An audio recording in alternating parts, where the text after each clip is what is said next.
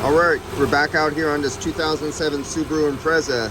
So from all the previous videos, I went back to check the evaporator again. Evaporator was okay using a refrigerant leak detector. I've already went over the system with the ultrasonic leak detector. I already did a high pressure nitrogen leak decay test, vacuum leak decay test.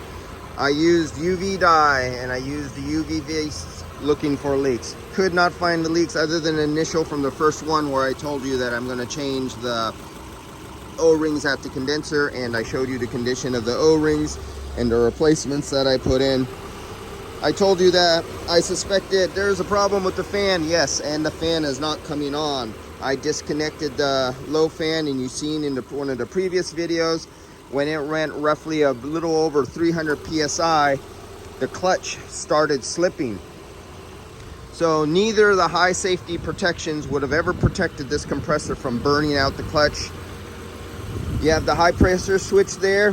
That's not going to go off at 300 psi. So that would have allowed that clutch to slip and burn up.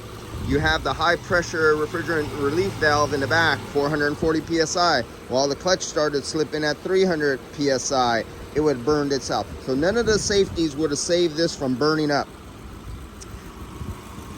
Fan never came on, so I notified him inside. There's one guy who's really good at Subarus in here, and he's gonna look into this fan. All they did was a power steering pump. It looks like what they didn't know about, these fans are really clean, and they said at this location they were not the ones who worked on the fan system here.